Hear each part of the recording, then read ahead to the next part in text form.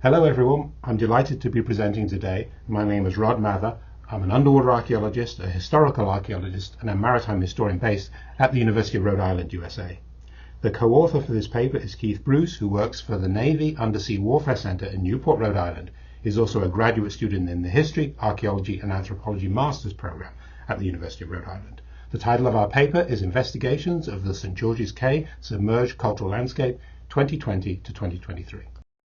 The waters off St. George's Caye and the neighbouring Cayes to the immediate north, including Frenchman's Caye, Montego Caye, Caye and Long Caye, contain a rich repository of historic and archaeological material comprising sites and artefacts tied to commerce, trade, logging, fishing and warfare. The waters also likely contain archaeological material related to the Maya, but our work has initially focused on Spanish and particularly English intrusions starting in the 16th century. Together, these historic features and remnants of human impacts form a submerged cultural landscape that complements the historical and archaeological features on St. George's Caye itself. This submerged landscape needs to be better understood and documented so as to enrich Belize's understanding of its historical past and enhance efforts at historic preservation in Belizean waters. Two historical elements enhance the importance of St. George's Caye's submerged cultural landscape.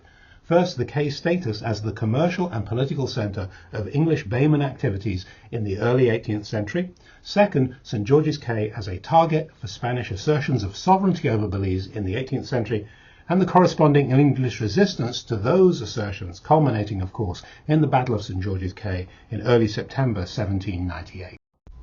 In 2019, ECOMAR and the St. George's Caye Village Council invited the University of Rhode Island to start looking at the waters around St. George's Caye and to the north. All the work was to be in the water, not on land. The same parameters were also stipulated in a subsequent IOA permit, along with an instruction to proceed with discretion, since IOA had rarely issued underwater archaeological permits before. We decided on a field school model and have now completed 2 mini-seasons of work, one in January 2020 and a second in January 2023. All our work is non-intrusive, designed to help build an inventory of submerged cultural resources and contribute to its protection. The methods we teach students are listed on the slide. We're very keen to work with IOA staff to build underwater archaeological expertise and capacity in Belize through cooperation and training. My co-instructor for the field schools was Anya Hansen, a marine biologist and the University of Rhode Island's dive safety officer. During the field schools, she taught research diving and also some reef ecology, which was designed where possible to intersect with ECOMAR's biological and ecological studies. Our university's Vice President for Research, Peter Snyder, also came out. He's interested in anthropogenic impacts on the marine environment, particularly with respect to plastics pollution. So he introduced a small module on coastal erosion and marine plastics that included a plastics cleanup. Our research has focused on 3 broad areas. First, assessments of known wrecks. There are 2 close to St. George's Caye, one just to the west of the Caye, which we're calling the West Wreck, and a second to the east, just outside the reef, on the north side of the entrance to St. George's Caye Channel, which we're calling the East Wreck. The second broad area is archaeological survey, both geophysical and visual, which is focused primarily on the areas around St. George's Caye and to the immediate north. The third broad area is the development of a GIS-based inventory of submerged cultural resources in Belizean water. The West Wreck sits 100 metres off the ECOMAR dock at St. George's Caye in about 10 feet of water. When it was discovered by John Searle, there were a couple of pieces of lobster shade on top of it. The wreck comprises a ballast pile sitting atop timbers from the lower hull of a wooden merchant ship. We cleared intrusive material off the site and then set about constructing a pre-disturbance 3D orthomosaic model of the site by taking approximately 1,200 overlapping images. We used AGISOFT mosaicing software, which works best with approximately 50% overlap on the still images. This is the first rendering of the model, which we may redo later this year using additional photographs. This is the same orthomosaic model after image processing and color correction. The most dominant feature of the West Wreck are the frame sets comprising tightly packed floors and futtocks. There are 30 timbers, with additional timbers buried to the east and the west. There is also a section of the keelson and a small exposed section of the keel. There is a ballast pile that runs from the northwest to the southeast across the site. There are also individual ballast stones scattered in other areas of the site. 4 small sections of 9-inch wide ceiling planking have survived and are exposed. A small amount of outer hull planking has survived, but most of it is buried beneath the exposed structure. The only area where this planking can be seen is along the southern extremity of the site. The planks are 9 inches wide. There are no exposed artifacts beyond hull features, suggesting that the site has been picked over in the past. The exposed hull structure is 36 feet 10 inches long. There are 30 exposed timbers labelled T1 to T30. The frames are tightly packed. There are several possible reasons for that, but the most likely is that this vessel was built for carrying a heavy bulk cargo like lumber. The width of the timbers, what we call the sided dimension, ranges from 8 inches to 12 inches. The first fottocks are not offset as was common with British constructed ships. The keelson is 10 inches wide. There are no iron bolts pinning the frames together and few iron fastenings overall. We do not have a formal tree species analysis for the timbers, but they look as if they might be live oak from the southern parts of the United States. The species, lack of iron, dimensions, framing pattern and scantlings are all suggestive of a ship built in the United States in the early part of the 19th century for carrying lumber. So that's our working hypothesis, yet to be confirmed. In addition to a pre-disturbance orthomosaic model, we also developed a pre-disturbance map. We designed some 5 foot by 5 foot aluminium drawing grids, which were then manufactured in Belize City. These have corresponding measuring tapes on the arms and a slidable crosspiece. The grids can be set up underwater and leveled. When 2 squares have been mapped, they can be disassembled and re-established in new areas.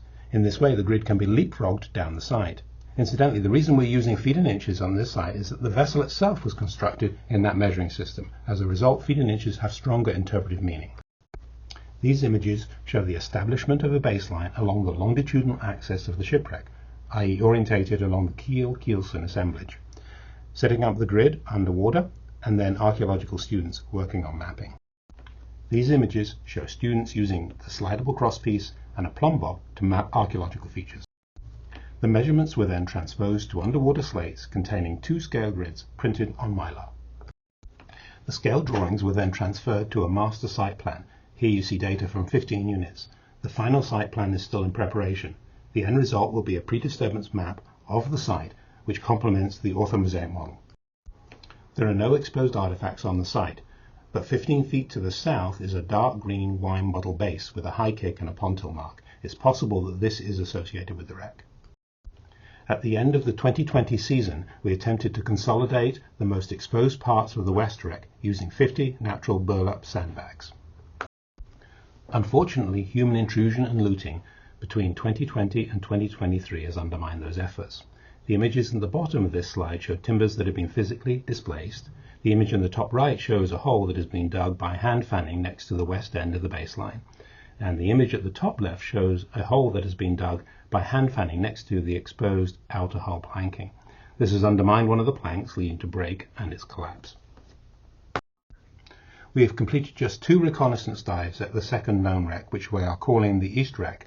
The site sits just outside the reef on the north side of the entrance to St. George's Caye channel. It is in only 8 feet of water and is in a high energy zone. It consists primarily of an exposed ballast pile which is 47 feet long by 15 feet wide.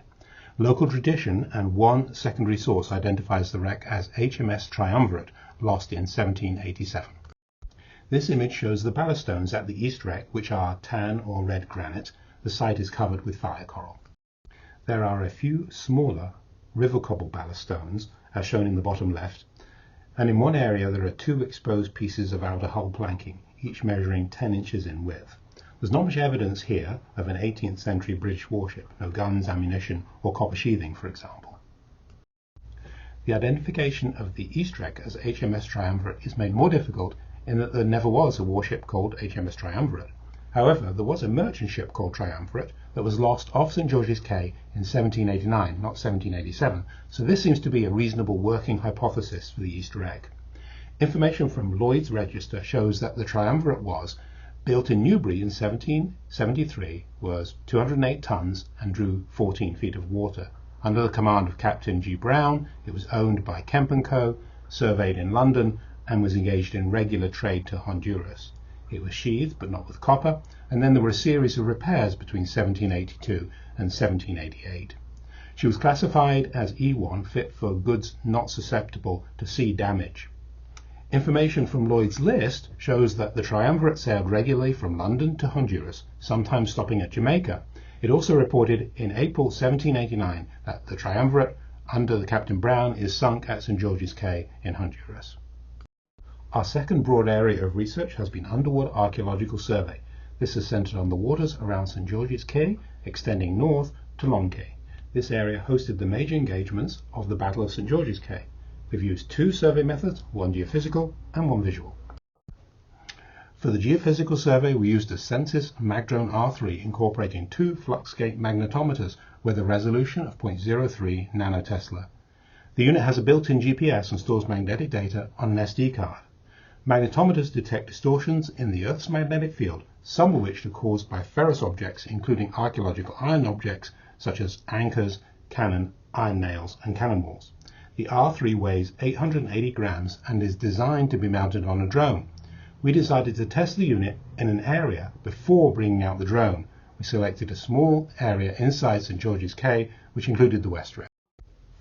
So we mounted the magnetometer on the bow of a kayak, making sure that there was no metal on the kayaker or the boat, and paddled survey lines using ranges. It worked well. Here are the survey lines.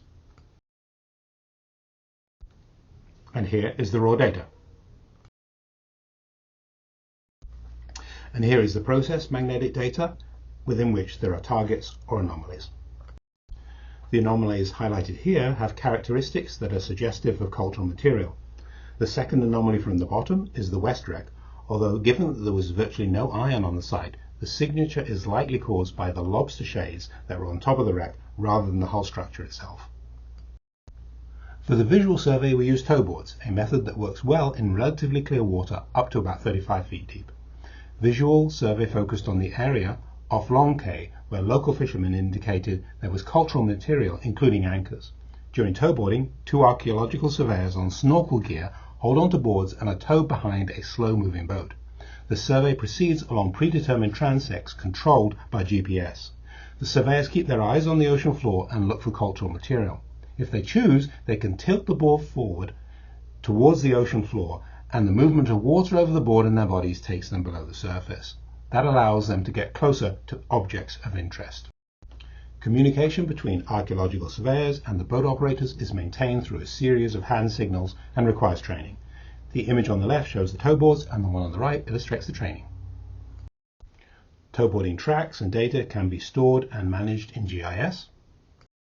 Each point of each towboarding line has an associated spatial and tabular data entry. Three significant archaeological features were identified during towboarding off Long Caye: a mid-19th century anchor and chain, a late 18th or early 19th century iron-framed or braced shipwreck with an associated carronade, and an isolated 18th century anchor. The mid-19th century 8-foot 3-inch anchor had a curved crown and a 7-foot 3-inch iron stock. The design was similar to Perring's improved anchor of the second quarter of the 19th century. The chain was twisted but not stud-linked. Other exposed features included what looked like a ladder or iron grate and a hosepipe.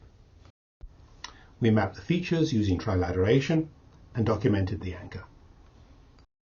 Data for the anchor was also uploaded into the Nautical Archaeology Society's International Archaeological Anchor Database, the first historic anchor to be entered for Belize.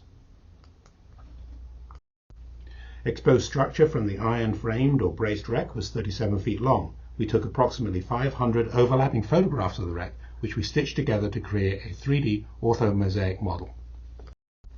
The heavily encrusted carronade, shown on the left, was 75 feet north of the wreck. It was 4 foot 10 inches long with a 4-inch bore. Other exposed artifacts included wood fragments and a black glass wine bottle base. The site appears to date to the late 18th or early part of the 19th century.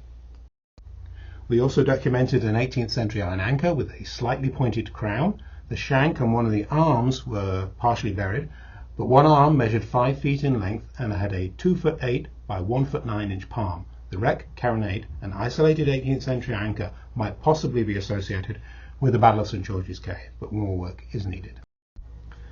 Finally, all data is being stored in a Submerged Cultural Resource GIS database that can also serve as an inventory of sites and artifacts around St. George's Caye and the Cayes to the immediate north.